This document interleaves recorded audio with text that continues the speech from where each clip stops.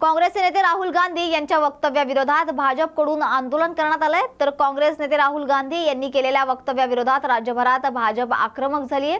आज यवतमाळमध्ये संविधान चौकात राहुल गांधी यांच्या वक्तव्याचा निषेध करण्यासाठी आंदोलन करण्यात आले। यावेळी जिल्हाधिकारी कार्यालयावर मोर्चा काढून निवेदन देण्यात आले। आंदोलनात आमदार मदन येरावार, आमदार अशोक उईके, आमदार संदीप दुर्वे यांच्यासह पदाधिकारी सहभागी झाले।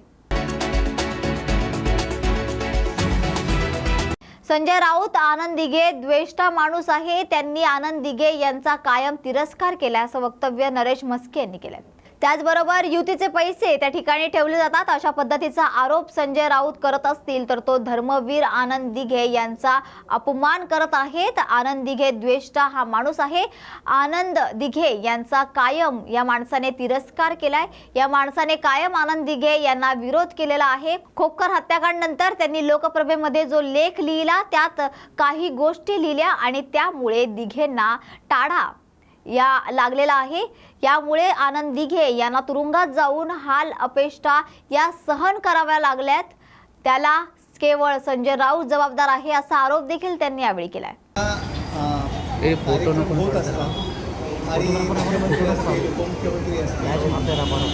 कार्यक्रम असतात आणि त्यांचे अजितदादांचे सुद्धा काही कार्यक्रम ठरले असतील आणि त्यावेळी त्यांना अटेंड करता आले नसतील।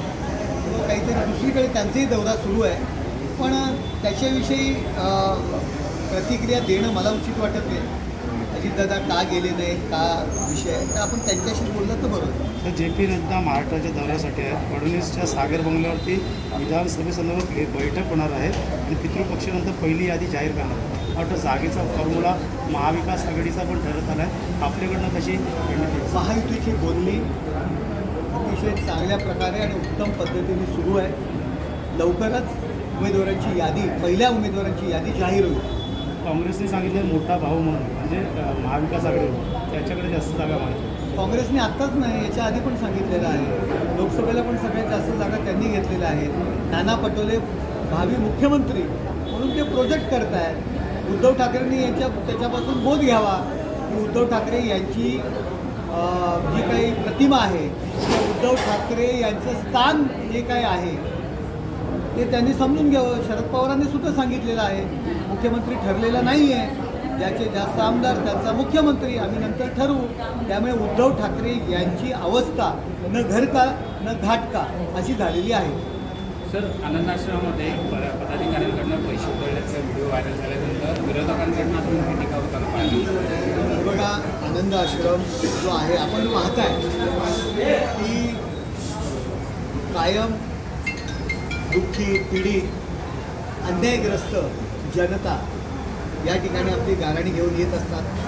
आजही लोक येत आहेत। एक पूर्वीपासूनची प्रथा होती, टेंबी नाट्याची गणपती विसर्जन होताना या ठिकाणी ढोल वाजवला जायचा। लहान मुलं दिघे साहेबांना भेटायला यायची, ढोल वाजवायचा, त्यांचा एक उत्साह असायचा आणि दिघे साहेब त्यांना बक्षिसी द्यायचे। काल जो प्रकार झाला परवा, त्या ठिकाणी आतमध्ये त्यांनी ढोल वाजवले। आमच्या ज्या कार्यकर्त्याकडून, ज्या शिवसैनिकाकडनं अशा पद्धतीने जे पैसे उधळले ही चुकीची गोष्ट आहे। त्याला कोणीही पाठीशी घालत नाही आहे। त्यांनी त्यांना बक्षिसी पद्धतीप्रमाणे द्यायला पाहिजे होती। त्यांनी जी पद्धत अनुकरली त्याविषयी त्या पदाधिकाऱ्याला आम्ही पदावरून काढून टाकण्यात आलेलं आहे आणि त्याच्याकडनं कारणं आम्ही मागितलेली आहेत। परंतु याचा उपयोग चुकीच्या पद्धतीने दिघे साहेबांची परंपरा, आनंद आश्रम आज तुम्ही पाहताय या ठिकाणी लोक आपली दुःख घेऊन येत असतात, अन्यायग्रस्त लोक येत असतात। ती प्रथा कायम आहे। दिघे साहेबांची उत्सव असतील, दिघे साहेबांची परंपरा आहे, ती कायम या ठिकाणी राखली जाते आणि दिघे साहेबांबद्दल यांनी आम्हाला शिकवण्याची गरज नाही आहे। लोकांनी खरा शिष्य कोण लोकसभेमध्ये ही भूमिका घेतली होती। लोकांनी त्यांना त्यांची जागा दाखवून दिलेली आहे आणि केदार दिघे वगैरे यांनी आम्हाला दिघे साहेब शिकवू नये। केदार दिघे कोण होते, काय होते या संदर्भात आम्हाला बोलायला लावू नका। दिघे नाव असलं म्हणजे तुम्ही दिघे साहेबांचे वारस होत नाही आहे। दिघे साहेब हे ठाणे शहरातच नाही, अख्ख्या महाराष्ट्राला, हिंदुस्थानाला आणि देशाच्या पलीकडे, साता समुद्रापलीकडे कोण होते हे दाखवण्याचं काम आणि सांगण्याचं काम माननीय मुख्यमंत्री एकनाथ शिंदे साहेब यांनी केलेलं आहे. आज आमच्या दिघे साहेबांची प्रतिमा मुख्यमंत्र्यांच्या कार्यालयात लागलेली आहे. अनेक शासनाच्या योजनेला दिघे साहेबांचं नाव देण्यात आलेलं आहे. त्यामुळे दिघे साहेब आणि आमच्या प्रेमाबद्दल त्यांनी आम्हाला शिकवण्याची गरज नाही. वैभव नाईक म्हणतात की हे सगळे पहाडमधील तुम्हाला करतात. वैभव नाईक यांनी आम्हाला शिकवू नये. एकीकडे उभाटाचं म्हणून सांगायचं आणि गपचूप रात्रीच्या वेळी मुख्यमंत्र्यांना जाऊन भेटायचं, मुख्यमंत्र्यांकडनं कामं करून घ्यायची. त्या वैभव नाईक यांनी आम्हाला शिकवू नये. आपला पूर्व इतिहास तपासा. आपण काय करता ही दुटप्पी भूमिका आणि ठाण्याच्या विषयावर प्रतिक्रिया देणं टाळा, नाही तर तुमचा सगळा लेखाजोखा बाहेर काढला नाही. महाराष्ट्रात रस्त्यात काही ठिकाणी डाब तुंबलेली होती, मात्र विरोधकांनी त्याचा फार विपर्यास केला असा आरोप गिरीश महाजन यांनी केलाय. तर ग्रामस्थांचा कुठलाही रोष नाहीये. लिहितांडा या ठिकाणी सरपंचाच्या निवासस्थानी दारावर जात असताना गाडी जात असल्याने कार्यकर्त्यांच्या दुचाकीवर गेले. रस्त्यात काही ठिकाणी ताब तुंबलेली होती, ते कार्यकर्त्यांनी सांगितलं, मात्र कार्यकर्त्यांना त्यातून गाडी टाकायला सांगितलं आणि तिथून निघालो, मात्र त्याचा विपर्यास केला गेला. पावसाळा आहे आणि गावात काम सुरू आहे आणि सर्व काम मंजूर आहेत.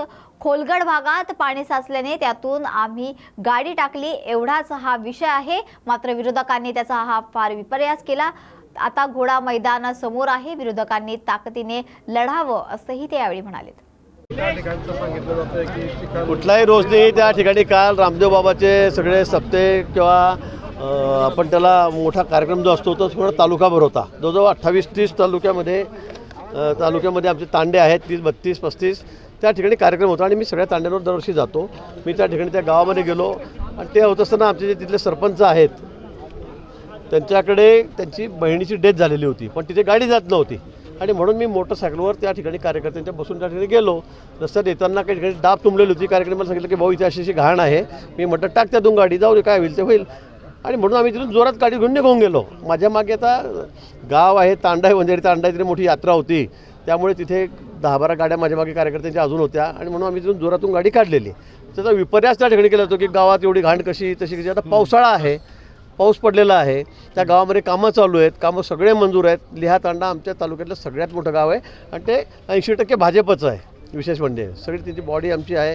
आतापर्यंत 30 वर्षात सगळ्यात जास्त मतं मला त्या गावात मिळतं तालुक्यामध्ये, ही वस्तुस्थिती आहे. पण एका गल्लीमध्ये थोडा खोलगट भाग होता, तिथे पाणी साचलेलं होतं आणि त्या पाण्यातून आम्ही गाडी टाकली माझ्या कार्यकर्त्यांनी आणि मी बाहेर निघालो तिथून, म्हणजे रस्ता कंटिन्यू केला. एवढाच तो विषय आहे. पण विरोधकांनी त्याचा फार विपर्यास केलेला आहे.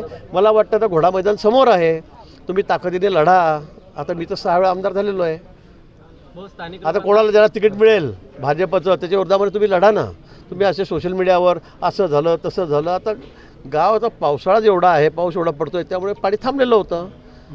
मंत्री असताना गावात पाणी कसं काय, हे कसं काय, चिखल कसा काय, आणि एखादी गल्ली राहून गेली असेल, एखादी दुसरी गल्ली, तर त्याच्यामध्ये कामकडे जबाबदारी निश्चित माझी आहेच. पण मोटरसायकलवर मी गेलो, त्या छोट्या गल्लीमधून गाडी जात नव्हती म्हणून, पण त्याचा एवढा काहीतरी भाऊ करायचा. मला वाटतं विरोधक बिचारात हातबल झालेले आहेत. तुम्हाला माहिती आहे तालुका काय, लोकसभेला सुद्धा एवढ्या परिस्थितीमध्ये किती मताधिक्य आम्ही या ठिकाणी मिळवलं त्याची आपल्याला कल्पना आहे. मग दुसरा विषय एकनाथ